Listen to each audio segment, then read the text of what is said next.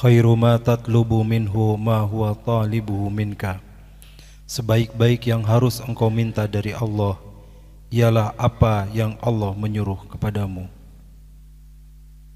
Sebaik-baik permintaan kita kepada Allah adalah apa yang Allah perintahkan kepada kita.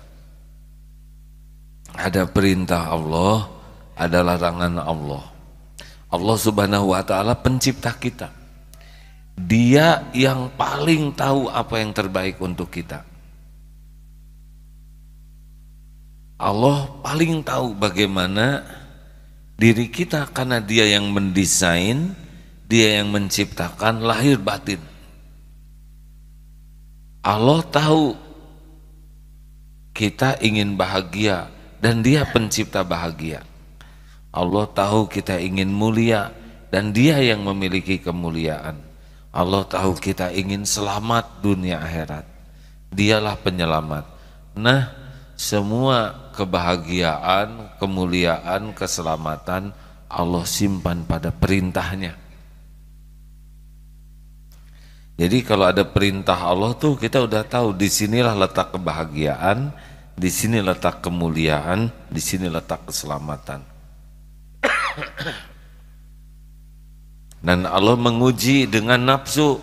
Nafsu tidak suka dengan apa yang Allah perintahkan. Semua yang bakal membuat kita sengsara, hina dan celaka itu ada dalam larangan Allah. Mengapa Allah melarang? Karena Dia tahu kalau kita melakukan ini kita tidak bahagia, kita tidak akan mulia dan kita bisa celaka, maka dilarang.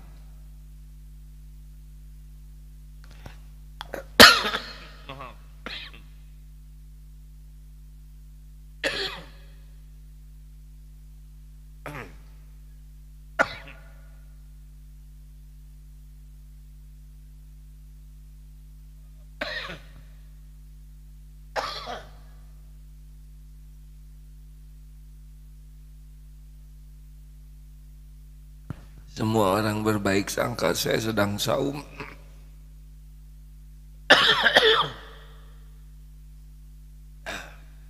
Tidak apa-apa. Baru sudah minum madu.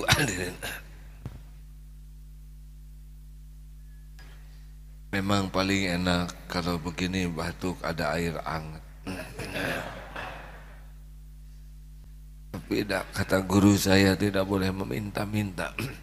Jadi cukup tengok. Maaf saya tidak saum hadirin. Barusan sebelum kesini minum madu dulu.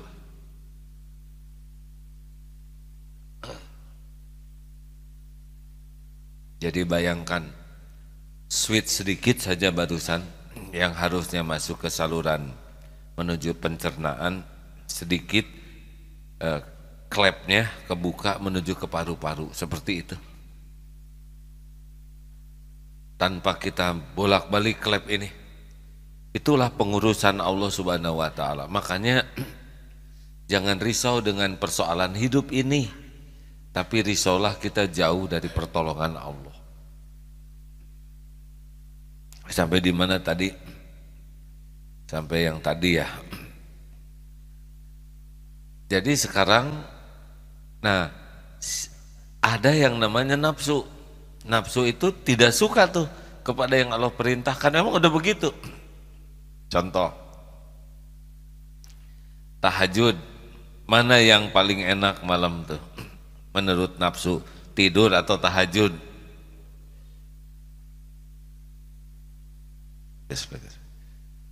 Mana yang enak menurut nafsu, saum atau makan? Makan. Sholat. Ibu, ini mumpung ada tamu nih, objek. Bu, ibu dari Cipanas. Ibu, jawab atuh Bu, jangan bikin saya nafsu ya. Bu, sebentar lagi kan Ramadan, iya kan? Ibu mau tarawih yang 23 rakaat atau 11 rakaat? Jujur. soleha ini. Imamnya mau yang bacaannya panjang atau yang pendek-pendek, jujur. Itulah nafsu hadirin. Belum juga dijalanin udah nggak pengen yang bagus-bagus. Bu, Ibu, kalau punya uang 120.000, yang mana yang disedekahkan? Ya 20. Kalau 125.000 3 lembar berapa? 5.000, begitulah. Jadi nafsu teh memang tidak suka. Nah, yang bikin kita jadi makin kuat ke nafsu itu bisikan setan. Setan tuh doib. Setan itu lemah. Dia cuma ngebisikin, kendaraannya itu nafsu. Makanya kalau nafsu sudah bisa dikendalikan, setan babak belur, dia tidak punya kendaraan. Itulah yang disebut tazkiyatun nafs. Orang yang paling bisa bermujahadah mengendalikan nafsunya, susah setan itu nipu tuh. Karena kendaraannya itu nafsu.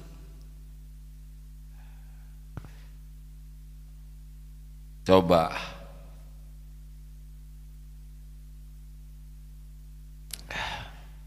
kita kan biasa ingin dipuji oleh orang, itu nafsu. Makanya setan ngakalin kita untuk beli barang, pakai ini, pakai itu, supaya kita sibuk dengan pujian orang. Tapi bagi yang mencari keridhaan Allah tahu bahwa pujian orang itu tidak ada apa-apanya. Tidak ada apa-apanya sama sekali. Kekaguman orang ke kita tuh tidak ada apa-apanya. Oh, kamu keren, jadi keren? Jawab, enggak, gitu aja. Oh, kamu jelek, jadi jelek? Iya, enggak. Enggak ada perubahan akibat pujian. Yang bahagia tuh nafsu saja. Makanya orang-orang yang tidak punya program mujahadah mengendalikan nafsu, lewat itu. Hidupnya tuh benar-benar dimakan tipu daya setan. Nah, maka sekarang dilatih kalau mendengar ada perintah Allah, yakin inilah keberuntungan bagi saya. Salat tepat waktu, as-salatu ala waqtiha, udah pasti di sana banyak kebaikan. Apa yang Allah perintahkan, udah satu huruf Quran, 1 kali 10 kebaikan. Bismillahirrahmanirrahim itu 190 kebaikan, baca Quran.